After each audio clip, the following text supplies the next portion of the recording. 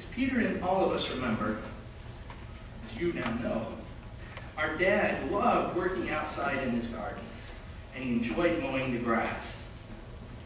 One day he was mowing the grass, and the mower snagged on something. So what does he do?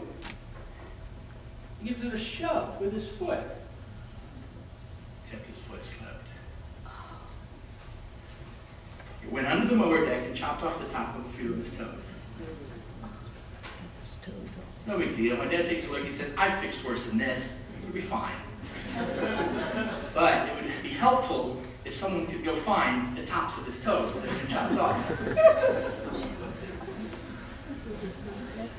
Now this happened at the house in Bluffton, and I must let all of you know that Dad and Donna often had lots of outdoor cats at the house in Bluffton.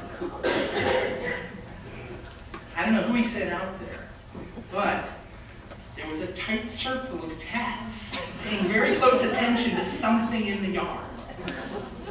And after that summer, my kids were fascinated with Grandpa's toes.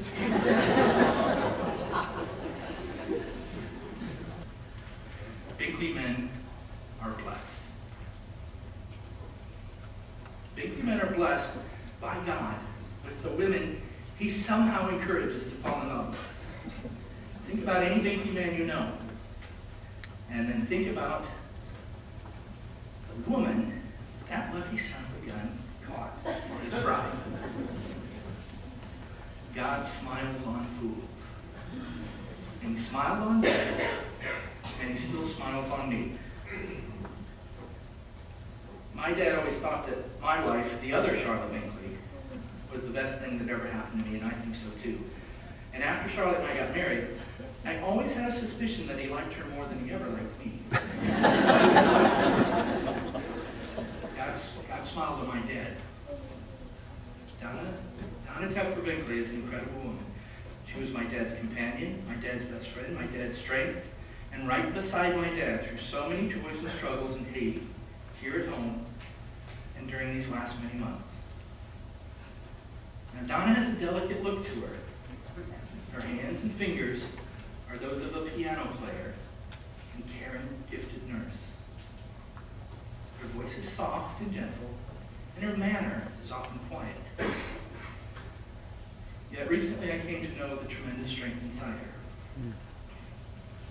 It was the day before my dad died, and I had completed my last visit, and I stood to leave, and Dad and Donna and Lisa and I prayed, and I began. And I was overcome with emotion, and I couldn't go on. And then I hear this crystal clear, bell-like voice, and it was Donna completing the prayer that I could not. And I wondered how I ever thought her soft and fragile. That last day stays with me, that last talk with my dad, which I knew was the last talk with my dad, at least here on earth. What great meaning did I uncover? What great learning did I take away from talking with this great man just before all his questions got to be answered? I don't know. But Pete came through with some of the thoughts that he shared with me. Again from Pete. Dad produced a handful of memorable, quotable lessons I remember and still use them and probably always will. These are the lessons that stick with me. Work smart, not hard, was one of them. Dad believed that most work could be made easier if approached with intelligence and foresight first. And I think he was right. Money represents portions of one's life, was another lesson Pete remembers. By this, Dad meant that we expend bits of our time and of ourselves to make money. And we should keep this in mind when we spend it, that we are actually spending portions of our lives. And as such, we should spend wisely. Pete again. But maybe the most instructive lesson my dad taught me also involving work, he shared with me when I complained about one of my first jobs in high school, when I was making sandwiches at a local sub-sandwich shop. It is a lesson that changed my approach, not only to work, but to life, and it made me a better person. It is this. Pretend you are making the sandwiches for the people you love. Pretend you are making the sandwiches for the people you love. And that takes me back to that day before he died.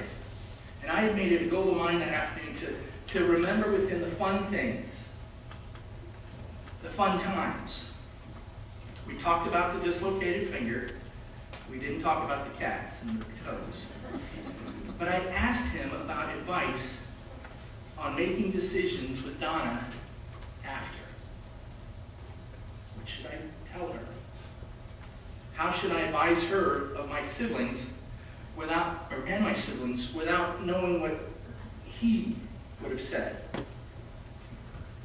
And he said to trust my own judgment, that I'd say the right things. Now, when you're 18, that's all you want to hear from your dad. When you're 44, those words are terrifying.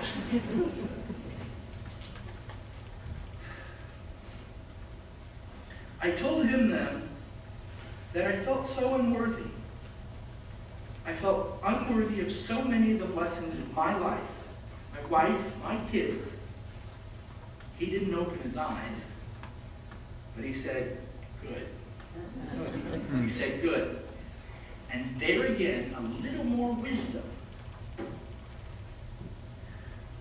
I didn't tell him then that I felt unworthy to be his son. But I do. And then as he laid there, he reached out his hand to take mine, and I took his, and he said, I wish I could have done more. That man said he wishes he could have done more. And I don't know what he meant. I don't know what that means. I don't know if that meant he wished he could have helped more people or made a difference in more lives. Or if he meant he wished he could have been a better father or a better husband. I don't know what he meant. And I think about that every day.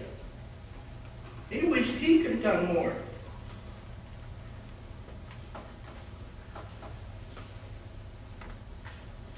But I know what I can do.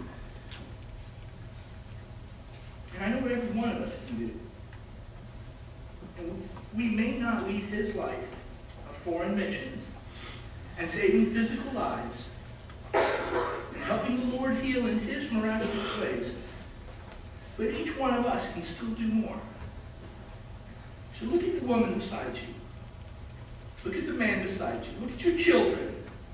Look at your brothers. Look at your sisters. Look at your parents, your neighbors, the people in your church, the people at work, the guy or the lady down the street. Remember my dad. Remember who he served. And you do more. I triple dog dare.